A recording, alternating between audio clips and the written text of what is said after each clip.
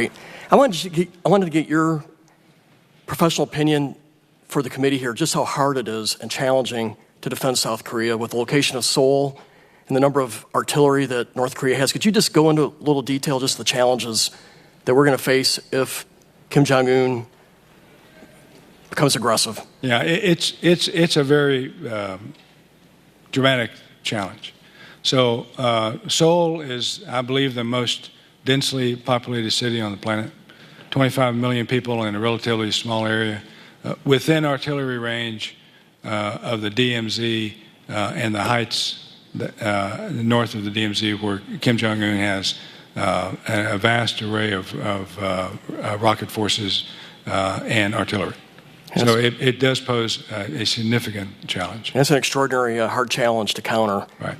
Do you think we have enough long-range strike aircraft, air-to-ground, air-to-air, close enough that deters Kim Jong-un, or do we need to add additional permanent presence in Japan, Guam, so forth? I know we have rotating forces, but is it enough to make clear to Kim Jong-un that he will lose across this line?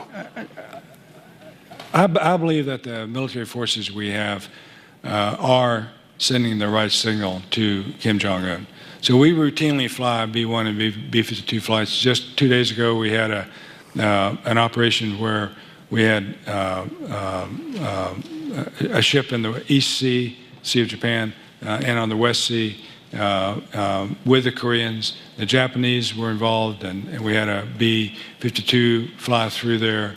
The Japanese handed off to the Koreans, who then escorted the bomber through the Korean Peninsula to the other side. So this is a pretty complicated operation, and it demonstrated to our allies and friends, and also to Kim Jong-un, that we have this capability, that we can bring these forces to bear from all around the Pacific to focus on him if need be.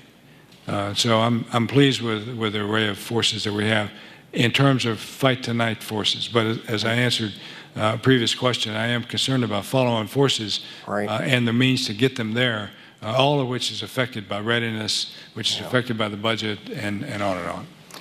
It seems to me part of this is a whole government response. Are we doing enough in the non-military instruments of power? For example, in the 90s, we used banking sanctions that I thought were very effective. Are there other things we should be doing to help put pressure on North Korea? Yeah, sir, I believe that it is a whole government effort, and a whole government effort would be required. And I believe that the different parts of our government are involved in the North Korean problem set. Should we go back to the banking sanctions? Seems like to me that worked. Sir, I'm not smart on banking sanctions. Okay. So one last thing. Thinking of Kim Jong-un, he's the grandson of a dictator, son of a dictator. He's been surrounded by people his whole life that tell him what he wants to hear.